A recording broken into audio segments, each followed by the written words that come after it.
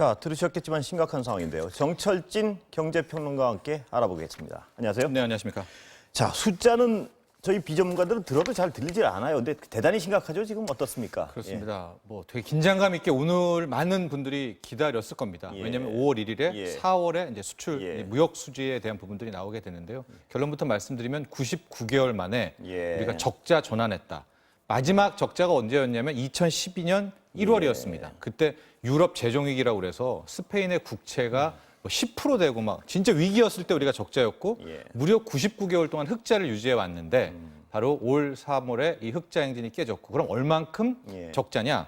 9억 5천만 달러. 예. 그러니까 한 1조 원이 조금 넘죠. 예. 3월도 우리가 힘들었다고 했는데 3월이 45억 달러 정도 흑자였거든요. 예. 그러니까 힘든 와중에도 4월도 어쨌든 한 이 5조 원 정도 맞춰냈습니다. 예. 근데 이번에는 9억 5천만 달러 이제 적자로 돌아섰다. 이제 이렇게 말씀드릴 수 예. 있겠습니다. 엊그제도 말씀하셨지만 문제는 다음 분기는 더 나빠질 것이라는 우려가 있다는 거죠. 네, 그렇습니다. 이거 이제 4월이고요. 예. 이제 5월이 실은 최악일 것 같고 예. 바람은 이렇게 4월, 5월로 일단 좀 마감이 돼서 이 연으로 보면 2분기에 바닥이 좀 확인됐으면 들어갔으면. 하는 바람을 가져보지만 예. 일단 우리가 결과는 조금 이제 냉혹하게, 냉철하게 지켜봐야 될 필요가 있을 예. 것 같습니다.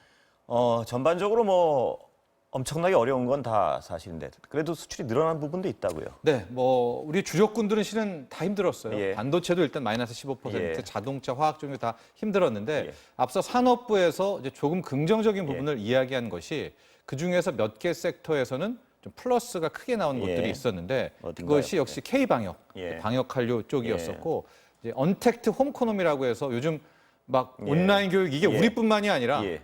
전 세계적으로 다 하고 있지 않습니까? 그러니까 컴퓨터 수출 이런 부분은 또 많이 좀 증가를 하는. 그런데 제가 그런 부분. 지금 잠깐 의문이 그 컴퓨터 수출이 많이 느는데 반도체는 왜 썩? 그렇게? 반도체가 예. 꼭 컴퓨터만 들어가는 것은 아니죠. 예. 그러니까 전반적으로 스마트폰에도 들어가고 서버에도 들어가고 굉장히 예. 많으니까 실질적으로 스마트폰은 큰 폭으로 감소했거든요. 아, 아마 그렇습니까? 시청자 여러분들도 예. 스마트폰 안 바꾸셨을 거 아니겠습니까? 예. 그런 차원인 것이고 또 하나 글쎄요. 이제 이것도 너무 긍정적으로 보지 않느냐 그런 비난도 예. 있던데 다 줄었는데 자본재 같은 경우에는 예. 상대적으로 수입이 늘어났어요. 그건 그러니까 어떤 의미인가요? 왜냐하면 우리가 아직도 내수가 버티고 있다. 아직은. 특히 중간재도 크게 안 떨어진 이유가 예. 우리가 중간재를 사서 완제품을 만들어서 수출하니까 예. 이제 향후의 성장 동력은 남아 있는 것 아니냐라는 이제 그런 해석은 산업부는 한 거죠. 그런데 말입니다. 네. 우리가 수출 주도 산업 네. 저번에도 말씀하셨지만 수출 주도 산업인데 우리의 경제만이 문제가 아니라 지금 세계 경제가 문을 닫고 있는 상황이 더 큰 그렇습니다. 걱정 아니겠습니까? 예. 그래서 더 낮을 가능성이 잘 없는 데 대한 걱정이 큰 거 아니겠습니까? 그렇죠. 그랬기 때문에 계속 말씀드리지만 4월에 네. 여기서 이 정도면 끝이야라기보다는 일단 5월은 4월보다는 더 나쁠 거다라는 각오는 예. 하고 있어야 될 것 같고요.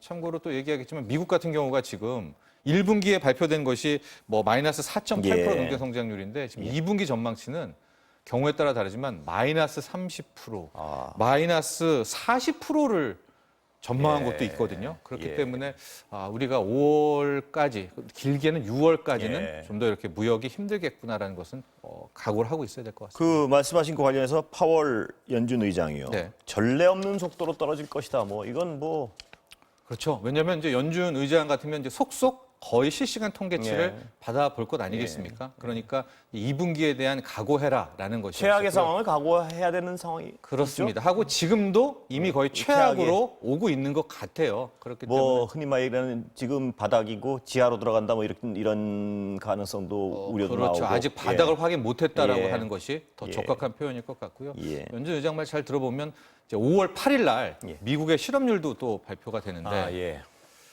글쎄요. 지금 조심스럽기는 한데 예. 당연히 두 자릿수고요. 예. 겁이 나는 상황이군요. 네, 겁이 나는 상황입니다. 예. 자, 그러면 좀 다른 얘기 좀 해볼까요? 네. 긴급 재난 지원기금, 네. 지원금. 아까 정치적 네. 얘기는 뭐 말고요. 네. 예. 이거 어떻게 받고 어떻게 쓰고 뭐 이걸 좀 설명을 일단은 좀 이제 해주시죠. 결론이 예. 났죠. 예. 예. 전 가구입니다. 예. 100%전 가구고 예. 일단 약간 분리가 돼서 전 예. 가구긴 하지만 일단은 뭐 생계급여 예. 그 저소득층 같은 경우 약 270만 가구는 예. 별도의 신청 없이 5월 4일 날 세대주에게 예. 바로 지급이 됩니다. 예. 아마 이런 분들은 국가에서 이미 받고 있잖아요. 예. 이런저런 그 계좌로 예. 이제 들어가게 되고 나머지 분들은 어떻게 되느냐? 11일부터 이제 신청을 받게 됩니다. 저소득 가구의 경우엔 1인당 얼마인가요? 거기 똑같죠. 4인 가구가 100만 원이라면 1인 25만 가구가 원? 25만 원인가요? 1인 가구가 40만 원, 60만 원, 80만 원, 예, 100만 원의 기준대로 이제 적용이 되게 됩니다. 예, 그러니까 예, 예. 그 저소득층도 가구 수에 따라서 다르게 예. 되겠고요. 그리고요? 이제 11일부터 예. 신청을 받아요. 예, 뭐 일반인들이요. 예, 일반인들의 신청을 받고 온라인 신청을 했을 경우에 첫 번째 지급 개시는 5월 13일입니다. 5월 13일이고요. 예, 그렇게 되고 예. 근데 이제 어르신들 같은 경우에는 이제 본인의 신용카드에다 그걸 어떻게 연계하고 이런 분들 잘 예, 모르잖아요. 이번에 예. 이 지자체 받을 예. 때도 18일부터는 가까운 이제 읍면동 사무소의 주민센터에 예. 가시면 오프라인으로 뭐 선불 카드라든가 이제 카드를 줍니다. 예. 그것을 수령하셔서 사용하면 됩니다. 신청은 알겠고 일반인들은 쓰려면 어떻게 쓰는 거죠?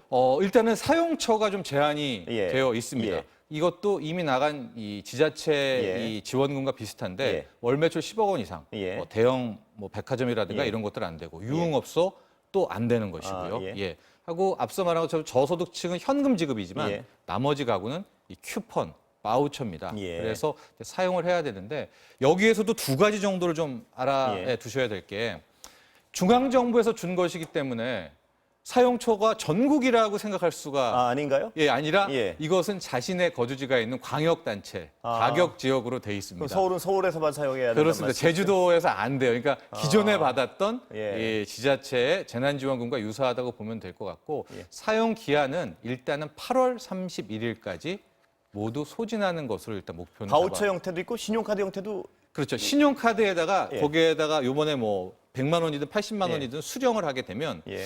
이거 쓸 때마다 예. 차감이 됩니까? 예, 차감이 되고 얼마 쓰셨고 얼마 남았습니다가 그게 해당 옛날 그 신용카드에서 체크카드 줍니다. 형태인가요? 아니요, 기존에 본인이 갖고 있는 아. 신용카드에다가 연계해서 받을 수가 있어요. 신용카드로 받는데 사용 방식은 체크카드 비슷한 게 되는 거예요? 그렇죠. 예, 그렇습니다. 하고 그게 싫으신 분은 아예 그 오프라인으로 주민센터 찾아가셔서 예. 거기서 선불 카드를 따로 이렇게 선불 받게, 카드를 받거나. 수령하시면 되는 이제 그런 그 두 쓸 가지 수 있는 방법이죠. 뭐 마지막으로 이제 쓸 수 있는 사용처에 대해서 여기는 안 되고 나머지는 다 된다는 어떤 네거티브 시스템인가요? 아니면 되는데 안 되는데 데가 다 일일이 정해져 있는 건가요? 네거티브죠. 네, 그러니까 유흥업소, 아까 말씀하신 노래방 이런 데 예. 빠지고 대형 뭐 이런 우리가 말하는 막 그런 곳들, 예. 뭐 명품 아울렛 이런 예. 데서는 이제 사용할 수가 그거 없다는 빼고 거. 나머지는 다 그렇습니다. 무제한으로? 뭐 예. 미용실도 되고요. 예. 뭐 웬만한 곳은 이제 다 된다 이렇게 예. 보시면 될 것 같습니다. 자, 다시 네. 세계 경제로 좀 넘어가 네. 볼까요? 제로금리 미국 연준이요. 네. 제로금리 유지하면서 모든 부양수단 다 하겠다. 네, 그렇죠. 이제 이날이 되게 좀 특이한 날이었었는데요.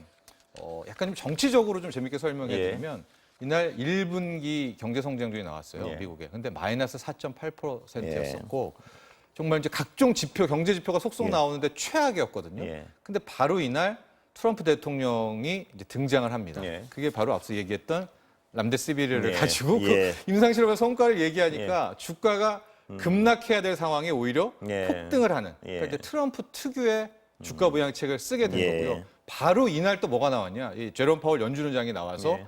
고용 끝까지 책임지겠다. 근데 보통 중앙은행은 예. 물가 안정 예. 이거 나아가서 그래서- 경기 부양이지. 그래서 중앙은행 역할이 바뀔 수도 있다는 얘기가 맞습니다. 나오는 겁니다. 고용을 중앙은행장이 얘기한다는 예. 게 굉장히 좀 의외거든요. 자기 분야가 아니잖아요. 예, 그렇죠. 그렇게 되니까 오히려 더 나가서 이것은 통화 정책의 이제 붕괴, 예. 즉 중앙은행에서 모든 부분은 이제 정부로 넘어가는 그런 큰 하나의 단면이었다. 이렇게 얘기가 나오고 있는데 이 다음 날 다시 또 주가가 예. 빠졌던 것이 그 렘데스비르에 대한 논란이 그렇습니다. 또 아까 나온 거예요. 예. 예, 그런 상황이어서 현재 뭐 투자 쪽으로 바라보면 일단 실무 경제는 계속해서 아직 바닥을 모르고 나아가고 있고 다른 편에서는 돈으로 일단은 예. 막아내고 있고 이 두 가지의 싸움이 일어나고 있는 겁니다. 아까 그 렘데스비르 관련해 가지고는 미국에서 발표한 것이 약간 과장됐다는 느낌을 좀 지울 수 없는 게 약간 방금 전에 그 네. 김호란 교수 나오셔가지고 이러이러 많은 문제점을 지적하셨어요. 네, 뭐 그 그렇습니다. 효과가 없다는 건 절대 아니고. 네네, 예, 예. 예. 그래서 약간 어떤 아까 말씀하신 정치적 의도를 가지고 과장된 감이 없지 않다. 뭐 이게 정설인 것 같습니다만. 예, 좀 기대를 꺾어서 좀 그렇지만 좀 예. 그 다음 날 나온 미국 내 보도를 보면 또 예. 그런 톤이 되게 좀 많았었습니다. 그 관심을 가진 분들이 많은지 언제인지 잘 모르겠는데요. 그 지금 시간은 다 됐고요. 네. 비트코인이 뭐 굉장히 상승하고 있는 것 같은데 네. 이게 이건 워낙 극단적인 견해가 엇갈리는 거라서요. 그러니까 그렇습니다. 뭐 예. 이게 안전자산이라는 견해부터 완전히 어떤 뭐랄까 이런 표현이 좀 쓰레기라는 어떤 네. 견해까지. 예. 아직까지도 그 견해 중에 어느 게 우세한 건 없는 거죠? 그렇습니다. 그러나 위험성으로 따지면 예. 고위험군. 아, 왜냐하면 그건 뭐- 변동성이 워낙 예, 크기 예. 때문이고요. 금도 그렇고 비트코인도 그렇고 경쟁자는 미국의 달러입니다. 예. 지금 오르고 있는 것이 금리랑 비트코인이 예. 달러를 이렇게 찍어내니까 예. 달러 값이 싸질 것이라는 싸질 것이다. 걱정 나아가서 때문에. 아예 그냥 뭐 네. 예, 이런 거에 더 약해야 될 것이라는 거에 반사 이익 때문인데 예. 과연 미국이 이렇게 찍어내다가 어느 순간 또 예. 싹 안면을 바꿔서 바꿨을 때 나올 그 충격도 항상 염두에 두시고 투자에 임하시면 될 것 같습니다. 비트코인이 가치가 있는지 없는지에 대한 판단은 차치하고 그것이 변동성이 크 위험한 자산이라는 건 누구도 부인할 분명하다. 수 없죠. 예. 네. 오늘 말씀 감사합니다. 네. 지금까지 정철진 경제평론가였습니다.